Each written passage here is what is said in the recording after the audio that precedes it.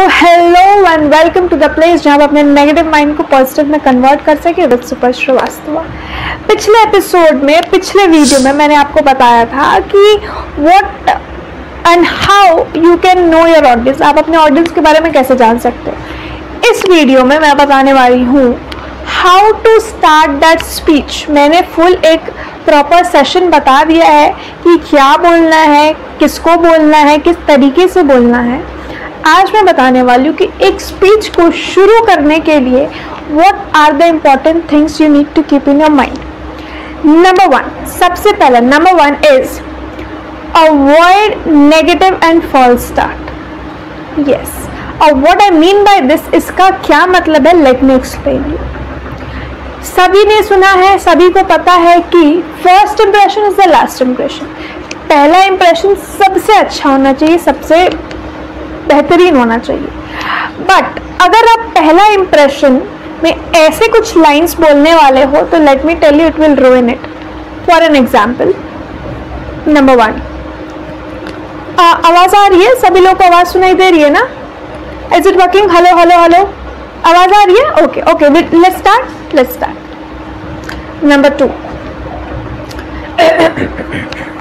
Actually थोड़ा मेरा ना आज गला खराब है, सो थोड़ा बोरिंग भी हो जाए या आवाज़ नहीं आए तो to manage, okay, please manage कर लेना। नंबर थ्री, सबने पेन पेपर्स रेडी रख लिए हैं? सबने स्टार्ट करूँ ना? सभी लोग आ गए? Everyone is ready? Okay let's start. Okay let's start. So if you are doing these three things, अगर आप ऐसे अपना फर्स्ट इंप्रेशन दे रहे हो तो इट विल रूइन इट। मतलब इमेजिन करिए कि एवरीवन इज रेडी, सारे लोग रेडी हैं आपको सुनने के लिए कि वाह क्या बोलने वाले हैं। पहला स्टार्ट का लाइन्स आपके कुछ ऐसे हो तो it will harm your impression, आपके इंप्रेशन को डाउन कर देगा। सो avoid these starters. Okay, second, next important thing is that you need to understand it is very important to use your first 1 minute, that is 30 to 60 seconds is very important। आपका पहला 30 से 60 second जो होता है, it is very important, you need to grab the attention of your audience then and there। अब ये कैसे करें, attention कैसे grab करें? तो सबसे important attention grab करने के लिए you need to do something which is but unique, थोड़े अलग हो। क्या हो सकता है? फॉर एन एग्जाम्पल, आप कोई जोक क्रैक कर सकते हो जो रिलेटेबल हो, आपके टॉपिक से थोड़े बहुत relatable, you can crack a joke. और सेकंड, वेरी इंटरेस्टिंग और काफ़ी ज़्यादा इम्पैक्टफुल होता है स्टोरी टेलिंग। आप कोई भी स्टोरी, कोई अपना खुद का एक्सपीरियंस है, किसी और का एक्सपीरियंस, वो उठा के डाल दो उसमें, और बस रिलेटेबल होना चाहिए टॉपिक से। This also works. अगर वो नहीं आती तो कुछ फैक्ट्स, कुछ शॉकिंग फैक्ट्स, कुछ शॉकिंग रियलिटी बता दो कि पता है इस चीज़ के बारे में। अगर आप लोगों को मैं बता दूं कि ये चीज़ ऐसे ऐसे होता है तो it will create an interest. या फिर कुछ भी नहीं समझ आ रहा, एक शायरी ही बोल दो, और वो भी नहीं आ रहा तो कोई कविता ही बोल दो। बेसिकली कुछ ना कुछ 30 to 60 सेकेंड्स का एक ऐसा स्टार्ट रखिए सो दैट वो आपकी ऑडियंस का अटेंशन को ग्रैब करे। This will work. And the third important tip, third thing you need to mention is that creating a road map. Set a road map. Set a road map क्या होता है? कहने का मतलब है कि जब आप ऑडियंस के साथ बात कर रहे होते हैं ना, आप स्पीच दे रहे होते हैं, that is a journey, it's like a journey. तो आप किधर, आप कहाँ डाउन जा रहे हो, आपके साथ आपकी ऑडियंस को भी जाना होता है। If you are feeling low, if you are saying something low, तो they should also feel low. If you are saying boosting the energy, they should feel that energy. तो that should be the journey. तो road map में 3 basic चीज़ें आपको ध्यान में रखनी, 3 things. First is curiosity, you need to generate the curiosity. अभी speech में सबसे इंटरेस्टिंग तब होता है ना जब आप अपने ऑडियंस को थोड़ा क्यूरियस कर दो, कुछ ऐसे चीज़ें बता के जो शायद थोड़ा इम्पॉसिबल हो। अगर ऐसे कुछ लाइनें यूज़ करो कि आफ्टर ये चीज़ आप अगर कर लेते हो ना तो आपके सेल्स ऐसे ऐसे हो जाएंगे।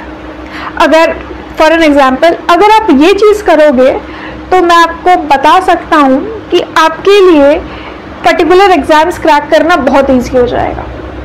अगर आप ये चीज़ करो तो आपका लाइफ जो है ना बहुत ज़्यादा स्मूथ हो जाएगा। Basically you have to use the word this और दैट विच क्रिएट्स क्यूरोसिटी। अच्छा ओके, ये दिस और दैट क्या होने वाला है, क्या आप बोलेगा, ऐसा क्या करूँगा कि ये अच्छा रिजल्ट होगा। सो क्रिएट अ क्यूरोसिटी, पहला। Then second thing in roadmap, so second point of this roadmap is set expectations। आपको expectations set करनी है। अब expectations set करने का मतलब है कि जो आपकी ऑडियंस को आपको बता देना है कि if you do these things ना this will happen, in this way your life will change, in this way आपकी सोच बदलेगी, in this way आपके इर्द गिर्द की environment बदलेगी। इस अगर आप ऐसा करोगे तो लोगों का देखने का नज़रिया आपकी तरफ बदल जाएगा। बेसिकली एक एक्सपेक्टेशन सेट करना है कि if you do these things this will happen. तो you are creating curiosity and then you are saying, you are setting an expectation. तो ये भी इम्पॉर्टेंट है for that road map. And then third point for this road map is keep it brief. Brief रखें, कहने का मतलब है आपके दिमाग में 4 पॉइंट्स है which you want to discuss in that speech.